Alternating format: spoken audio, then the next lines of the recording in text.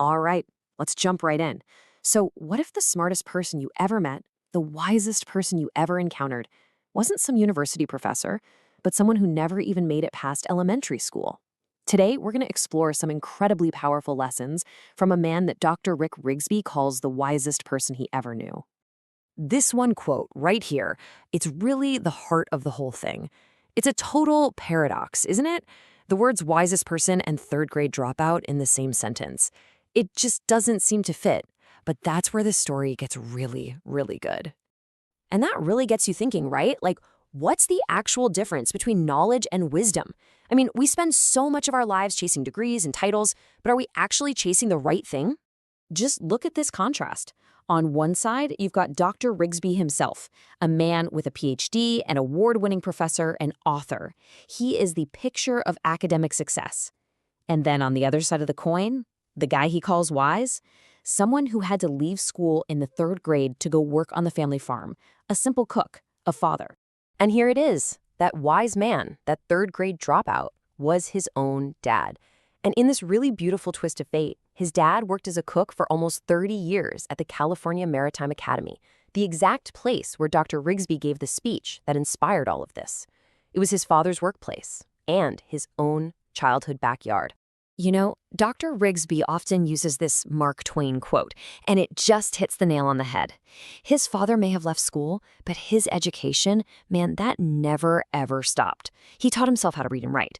But more than that, he learned how to live. He just got it, that a real education happens every single day, way outside of any classroom. So what did that education actually look like? Well, it wasn't about complicated theories or anything from a textbook. It was about simple, powerful, and profound rules for how to live your life. And these were rules he passed down to his kids, not just by telling them, but by showing them. Okay, so here they are. These are his core principles. They seem so straightforward, right? But believe me, there is a universe of wisdom packed into every single one. Being on time, for example, that wasn't just about punctuality. It was a daily lesson in excellence. Let's just take that first lesson. His dad had a 5 a.m. shift that was only a 15-minute drive away, but for 30 years, he left the house at 3:45 in the morning. Why would he do that? His reason was simple. Maybe one of my boys will catch me in the act of excellence. He wasn't just telling them what to do, he was modeling it, knowing that's the most powerful way to teach anything. It's like what Aristotle said, right? Excellence is a habit, not an act. And this man, he lived it. And then there's this lesson on humility. His father had this absolutely killer definition for ego. It's a warning, really.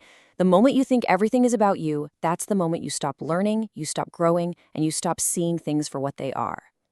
Pride, as he taught, is the burden of a foolish person. And this all builds up to this final, crucial point about doing things right. This wasn't just about having a good work ethic, it was a philosophy for your entire life. It's about this relentless chase to be the best version of yourself.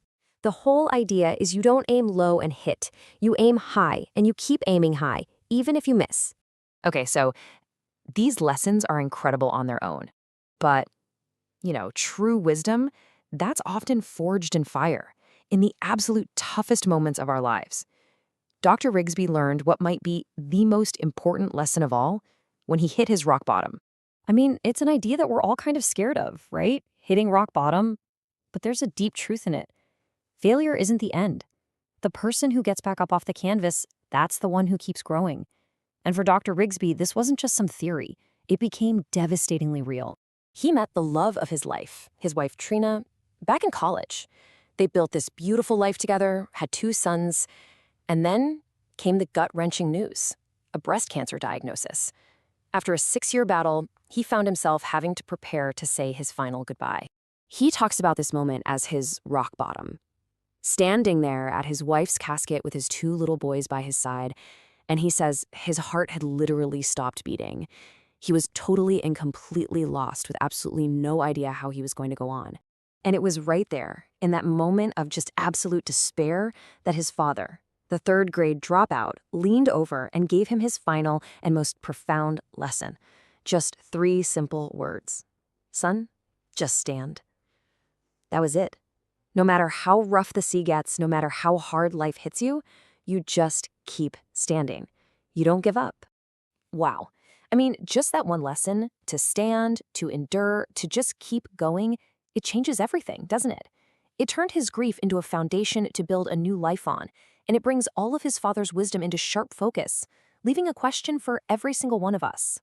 And it echoes something incredible his wife, Trina, said just 2 days before she passed away. This piece of wisdom right here. It just captures that huge shift in perspective that happens when you face your own mortality. It's not about how many days we get, it's about the quality and the impact we make in the days we have. So how do we actually do that? How do we live a life that matters? Well, we can go right back to the cook's simple rules. Show up early, be kind, do things the right way, and always remember, how you do anything is how you do everything. That is the legacy of that third-grade dropout.